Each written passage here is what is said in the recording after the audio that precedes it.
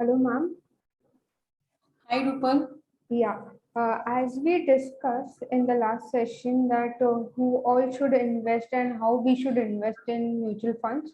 So now can we understand what should be the strategy of investing into mutual funds?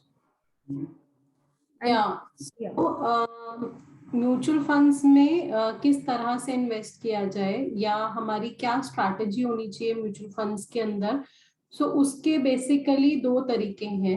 या तो हम mutual funds में सभी पैसा इकट्ठा इन्वेस्ट कर दें जिसको हम लमसम इन्वेस्टमेंट कहते हैं, या फिर म्यूचुअल फंड्स में धीरे धीरे हर मंथली बेसिस पे, वीकली बेसिस पे थोड़ा थोड़ा पैसा इन्वेस्ट कर सकते हैं जिसको हम सिस्टमैटिक इन्वेस्टमेंट प्लान या एसआईपी कहते हैं। सो ये दो तरीके हैं म्यूचुअल फंड में इन्वेस्टमेंट करने के। अब कौन सा तरीका अपनाया जाए वो बेसिकली डिपेंड करता है आपके इन्वेस्टमेंट प्रोफाइल पे कि आप को किस तरह के फंड्स का इनफ्लो है। आप सैलरीड है, आपको मंथली एक सैलरी रिसीव हो रही है, एक रेगुलर फ्लो ऑफ इनकम है आपके पास, या फिर आपके पास कोई प्रोजेक्ट बेस्ड काम और उस प्रोजेक्ट को कंप्लीट करने के बाद ही हमें पैसा रिसीव होता है, तो हमें इन लॉट्स पैसा आता है। तो ये उन चीजों पे डिपेंड करता है। दूसरा डिपेंड करता है कि हमारा रिस्क प्रोफाइल कैसा है, क्या हम बहुत ज्यादा रिस्क एवर्स है, कंजर्वेटिव इन्वेस्टर है, या हम एग्रेसिव इन्वेस्टर हैं। तो ये सारे फैक्टर्स डिपेंड करते हैं कि हमें हमारी इन्वेस्टमेंट स्ट्रैटेजी कैसी होगी, लमसम हम पैसा इन्वेस्ट करें या एसआईपी करें।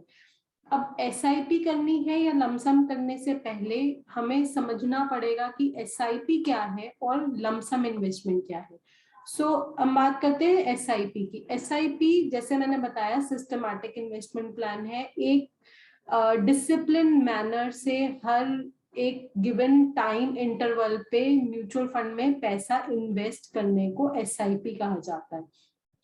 सो जैसे हम एक एग्जांपल लें कि एक बच्चे को उसकी एक रेगुलर हम उसके जो पेरेंट्स हैं उसको एक अमाउंट देते हैं उसकी खुद की सेविंग्स के लिए या उसको खुद को स्पेंड करने के लिए। सो वो जो अमाउंट है उसको मान लीजिए वो अपने पिगी बैंक में सेव कर रहा है, हर महीने कुछ कुछ पैसे जोड़ रहा है और उसके बाद सारे पैसे इकट्ठे करके अपने बैंक अकाउंट में डिपॉजिट कर देता है। तो ये जो रेगुलरली वो पिगी बैंक में सेव कर रहा है दैट्स अ रेगुलर सेविंग, वो एक रेगुलर सेविंग कर रहा है। और जो इकट्ठे पैसे करके उसने बैंक अकाउंट में डिपॉजिट कर दिए हैं, उसका एफडी बना दिया है, तो वो हो गया एक लमसम इन्वेस्टमेंट। सो एसआईपी मतलब छोटी छोटी इन्वेस्टमेंट। सो इसको हम बेसिकली बैंक की रेकरिंग डिपॉजिट की तरह कंपेयर कर सकते हैं, जहां पे हम ट्रेडिशनली पुराने जमाने में हर महीने अपने बैंक अकाउंट से एक अमाउंट इन्वेस्ट करते थे रेकरिंग डिपॉजिट में और उसके ऊपर बैंक हमें इंटरेस्ट पे करता था। तो सिमिलरली हम अपने बैंक अकाउंट से म्यूचुअल फंड के अकाउंट में एक फिक्स्ड अमाउंट एवरी मंथ या वीकली या जो भी हमें एक टाइम फ्रेम डिसाइड करना है वो डिसाइड करके उस टाइम फ्रेम में हम इन्वेस्टमेंट करते हैं। उस टाइम फ्रेम में हम हर उस टाइम इंटरवल पे म्यूचुअल फंड के यूनिट्स परचेज करते हैं, तो उसको एक सिस्टमैटिक इन्वेस्टमेंट प्लान कहा जाता है। और लमसम में आप बेसिकली एक ही बार में म्यूचुअल फंड के यूनिट्स परचेज कर लेते हैं। अभी पहले ये समझ लीजिए कि एसआईपी के बेनिफिट्स और लमसम के क्या बेनिफिट्स हैं या नुकसान है, उसके बाद आप बेटर डिसाइड कर पाएंगे कि आपको लमसम में इन्वेस्टमेंट करनी चाहिए या एसआईपी में इन्वेस्टमेंट करनी चाहिए। सो एसआईपी में सबसे जो बड़ा बेनिफिट है वो है कि वो आपको एक डिसिप्लिन इन्वेस्टमेंट की अपॉर्चुनिटी प्रोवाइड करता है। आपका जो इन्वेस्टमेंट का प्रोसीजर है वो डिसिप्लिन्ड वे से चलता है, आप हर महीने डिसिप्लिन वे से इन्वेस्टमेंट करते हैं। सो हम जब भी अर्न करते हैं हमारे कुछ एक्सपेंडिचर्स होते हैं, सो हमें हमेशा सिखाया गया है कि उसमें से कुछ सेव करना चाहिए। तो वो जो कुछ सेव करके हर महीने इन्वेस्ट करना है और अपने पैसे पे पैसा बनाना है, वो एक हमें एक सेविंग की में इंट्रोड्यूस करता है कि हमारी एक सेविंग की हैबिट जो है वो रेगुलरली चल रही है। दूसरा जो बेनिफिट है एसआईपी का वो है फ्लेक्सिबिलिटी। फ्लेक्सिबिलिटी से अगर मान लीजिए आपने एक 10,000 की एसआईपी शुरू की है और किसी वजह से कोई आपकी फाइनेंशियल प्रॉब्लम्स हैं जिसकी वजह से आप उस एसआईपी को कंटिन्यू नहीं कर पा रहे हैं, तो आप उस एसआईपी के अमाउंट को रिड्यूस कर सकते हैं या आप उस अमाउंट को क्लोज भी कर सकते हैं। तो एसआईपी आपको एक फ्लेक्सिबिलिटी देती है कि एज पर योर रिक्वायरमेंट आप अपने अनुसार उस एसआईपी के अमाउंट को कम कर सकते हैं। आपके पास ज्यादा फ्लो ऑफ मनी है तो बढ़ा भी सकते हैं, आप उसको इन बिटवीन बंद भी कर सकते हैं। तो वो आपको एक फ्लेक्सिबिलिटी प्रोवाइड करता है। तीसरा जो बहुत इंपॉर्टेंट पॉइंट है एसआईपी के लिए, ये आपको रुपी कॉस्ट एवरेजिंग प्रोवाइड करता है। रुपी कॉस्ट एवरेजिंग से क्या मतलब है कि जब हम म्यूचुअल फंड में एसआईपी के थ्रू इन्वेस्टमेंट करते हैं, सो मैंने आपको पहले भी बताया था कि म्यूचुअल फंड में एक नैव होती है, नेट एसेट वैल्यू, यानी कि उसका प्राइस जिस पे म्यूचुअल फंड के यूनिट्स आपको अलॉट किए जाएंगे।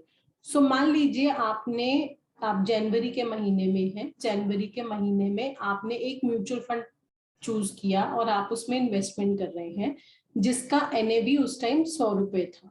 तो 100 रुपए अगर आपने जनवरी के मंथ में 100 रुपए पे यूनिट्स परचेज किए हैं, फरवरी के महीने में मान लीजिए उसका एनएवी गिर गया, 90 रुपए हो गया, सो आपने उसके 90 रुपए पे यूनिट्स परचेज किए। तीसरे महीने उसका एनएवी फिर गिर गया, वो फिर 85 रुपीज का हो गया। तो आपने एक एवरेज प्राइस पे यूनिट्स परचेज किए, आपका एवरेज प्राइस हो जाएगा 100 प्लस 90 प्लस 85 डिवाइडेड बाय 3। सो आप एक एवरेज प्राइस पे हर महीने अपने जो यूनिट्स हैं उनको एवरेज करते जा रहे हैं। So this is rupee cost averaging, जो कि आपको बेनिफिट देता है जब मार्केट्स आपके डिक्लाइन कर रहे हो, गिर रहे हो। सो जब मार्केट डिक्लाइनिंग ट्रेंड पर हो, जब मार्केट बियरिश हो, तो आप जब एसआईपी में पैसा इन्वेस्ट करते हैं तो हर महीने जब आप इन्वेस्टमेंट करेंगे और मार्केट गिर भी रही है तो आप देखेंगे कि हर महीने आप ज्यादा यूनिट्स बाय कर पा रहे हैं क्योंकि प्राइस फॉल कर रहा है। तो उस तरह की मार्केट में SIP is a very good option to invest. उसके बाद जो एसआईपी का और बेनिफिट है कि एसआईपी आपको यूजुअली देखा गया है कि बेटर रिटर्न्स प्रोवाइड करता है, क्योंकि हम मार्केट की वॉलेटिलिटी को बीट कर पाते हैं, क्योंकि हर महीने म्यूचुअल फंड में पैसा इन्वेस्ट कर रहे हैं तो डिफरेंट प्राइसेस पे आपका म्यूचुअल फंड में पैसा इन्वेस्ट होता है। तो कभी आप देखेंगे कि आपका म्यूचुअल फंड हायर एनएवी पे परचेज किया गया है, कभी वो लोअर एनएवी पे परचेज हुआ। तो जो मार्केट की इनहेरेंट वॉलेटिलिटी है उसको बीट करने के लिए भी एसआईपी काफी अच्छा इंस्ट्रूमेंट है। लमसम इन्वेस्टमेंट, जैसे मैंने आपको बताया कि इकट्ठे इन्वेस्टमेंट करने का एक प्रोविजन है जिसमें हम वन टाइम इन्वेस्टमेंट कर सकते हैं। तो जो लमसम इन्वेस्टमेंट है वो कौन से इन्वेस्टर चूज कर सकते हैं? अब मान लीजिए कि आपको रेगुलर फ्लो ऑफ मनी नहीं आता है, आप बिजनेसमैन हैं, आपको कभी ऑर्डर कंप्लीट एकदम से पैसा आ जाता है, या आप कोई प्रोफेशनल है, आपको अपना प्रोजेक्ट डिलीवर करने के बाद इकट्ठा पैसा आता है, या इवन अगर आप सैलरीड हैं और मान लीजिए ईयर एंड पे आपको एक बोनस की लमसम बड़ी अमाउंट रिसीव हुई है, सो आप वेट नहीं करेंगे कि आप उस पैसे को धीरे धीरे मार्केट में इन्वेस्ट करें। आपके पास लमसम अमाउंट होगा तो आप लमसम कोशिश करेंगे कि इसको इन्वेस्ट कर दिया जाए। सो वो होता है लमसम इन्वेस्टमेंट। लमसम इन्वेस्टमेंट के क्या फायदे हैं? लमसम इन्वेस्टमेंट के फायदे की अगर हम बात करें, सो लमसम इन्वेस्टमेंट सबसे पहले कन्वीनियंट है। आपको हर बारी वेट नहीं करना है कि मैं मार्केट देखूं बढ़ रहा है कम हो रहा है, मेरे अकाउंट में बैलेंस है नहीं है, व्हाटएवर बैलेंस, जो भी बैलेंस आपके अकाउंट में है, जो भी आप इन्वेस्टमेंट करना चाहते हैं, एक बार में इन्वेस्ट हो जाता है। दूसरा, जो आपका लमसम इन्वेस्टमेंट है यूजुअली वो बेनिफिट देता है आपको राइजिंग मार्केट में। जैसे कि हमने टाइम देखा कोरोना टाइम पे 2020 की जो मार्केट थी, उस टाइम पे मार्केट जब बढ़नी शुरू हुई तो वो राइजिंग ट्रेंड पे थी। वो बहुत कम सिनेरियो था जिस टाइम पे मार्केट गिरी। तो अगर जिसने भी 2020 की मार्केट में लमसम पैसा इन्वेस्ट किया, उसने देखा होगा कि उसको लमसम इन्वेस्टमेंट का रिटर्न उसकी SIP से कंपैरेटिवली काफी हाई आया होगा। सो लमसम इन्वेस्टमेंट हमेशा आपके राइजिंग मार्केट में आपको एक एडिशनली एज देता है रिटर्न्स के कंपैरिजन में। दूसरा जो लमसम इन्वेस्टमेंट है वो आपको मार्केट को टाइम करने की भी अपॉर्चुनिटी देता है। जिस टाइम आपको एक मौका दिख रहा है मार्केट में कि मार्केट काफी लो है, अपने प्रेजेंट लेवल से लो है, उस टाइम पे लमसम में पैसा डाल के आप एक एडिशनल रिटर्न कमा सकते हैं। सो ये मोटा बेनिफिट है SIP और लमसम के। So as depending upon your flow of money कि आपका पैसा किस तरह से आ रहा है, आपके लिए क्या कन्वीनियंट है, आप पैसा किस तरह से इन्वेस्ट कर सकते हैं, वो ही स्ट्रैटेजी आपको हेल्प करेगा डिसाइड करने में कि आपको पैसा SIP में इन्वेस्ट करना चाहिए या लमसम में करना चाहिए। बट यूजुअली देखा गया है कि जो SIP इन्वेस्टमेंट्स हैं उनके रिटर्न्स लमसम इन्वेस्टमेंट से स्लाइटली हायर साइड पे रहते हैं। Thank you ma'am for the information. मेरा जी क्वेश्चन था, where in SIP, after understanding SIP is a long term investment and जैसे धीरे धीरे हम इन्वेस्ट करते हैं तो लॉन्ग टर्म जी बेसिस पे ऐसा हम क्या एक सैलराइड पर्सन जो अभी मार्केट में आए हैं, they are starting their jobs and they want to invest somewhere or the other in the right place. So initially they जी can start with SIP with a small amount and then go with lump sum wherein जब उन्हें bonus मिले या कुछ, क्या वो ऐसा कुछ स्ट्रैटेजी अपना सकते हैं? डेफिनेटली जो एक फर्स्ट टाइम इन्वेस्टर है या जो मार्केट की बहुत ज्यादा अंडरस्टैंडिंग नहीं रखते हैं, उनके लिए बेस्ट है कि वो SIP से स्टार्ट करें, धीरे धीरे मार्केट में एंटर करें। एक बार मार्केट में धीरे धीरे एक रेगुलर स्ट्रैटेजी से आप इन्वेस्ट करेंगे, यू विल फाइंड कि आपका मनी धीरे धीरे ग्रो हो रहा है, आपका वेल्थ क्रिएशन हो रहा है। और सिमिलरली जब आपके पास कुछ लमसम इन्वेस्टमेंट रिसीव हो, जैसे कि हमने डिस्कस किया कि अभी कोई आपको बोनस रिसीव हुआ है, तो आप उस टाइम लमसम भी कर सकते हैं।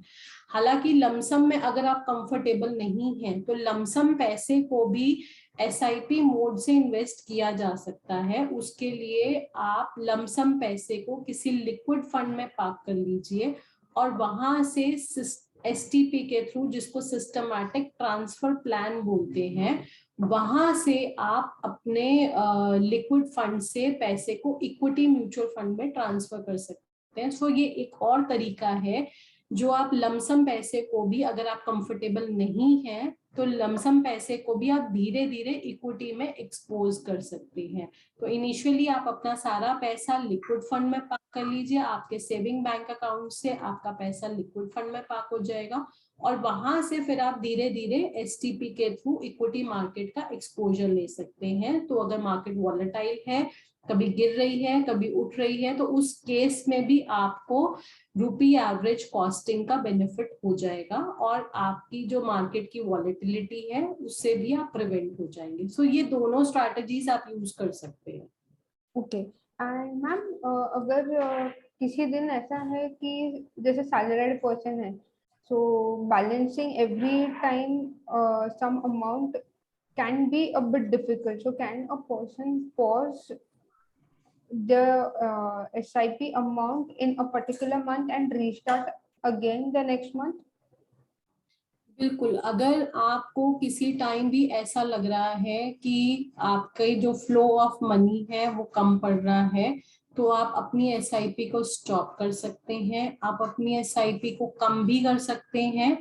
और जब आपके पास फ्लो ऑफ मनी ठीक हो जाए तो आप अपनी वापस SIP को नॉर्मल मोड पे लेके आ सकते हैं। पर कोई भी SIP स्टॉप करने के लिए, क्योंकि आपके बैंक अकाउंट में एक ECS मैंडेट लगा होता है जहां से आपके बैंक अकाउंट से हर महीने एक ऑटोमेटिक डेबिट होता है, तो SIP स्टॉप करने के लिए उस ECS को क्लोज करना पड़ता है। यूजुअली बैंक्स उस SIP को क्लोज करने के लिए 20 से 25 वर्किंग डेज का टाइम लेते हैं। सो अगर उन 20 से 25 वर्किंग डेज के बीच में आपका SIP डेट फॉल कर रहा है तो वो SIP आपकी अकाउंट में हिट करेगी। तो आप कोशिश कीजिए कि आपके अकाउंट में एटलीस्ट एक SIP का पैसा हो ताकि आपकी SIP बाउंस नहीं करे, और उसके बाद आपकी SIP बंद हो जाएगी। और दोबारा जब भी आप चालू करना चाहें आप अपने फंड एडवाइजर को बोल सकते हैं, वो आपकी SIP दोबारा से चालू करा देंगे। Okay.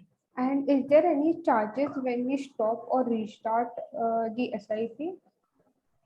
नो, SIP स्टॉप करने के लिए या दोबारा स्टार्ट करने के लिए कोई भी चार्जेस नहीं होते हैं, ये सभी फ्री ऑफ कॉस्ट होते हैं। आप जब SIP बंद करेंगे तो बस आपके म्यूचुअल फंड में इन्वेस्टमेंट स्टॉप हो जाएगा, और जब आप चालू करना चाहेंगे तो जो भी करंट नेट एसेट वैल्यू होगी और उसी नेट एसेट वैल्यू पे आपके म्यूचुअल फंड में दोबारा से यूनिट्स परचेज कर लिए जाएंगे। Okay, thank you, ma'am, for the information. Welcome Vipul.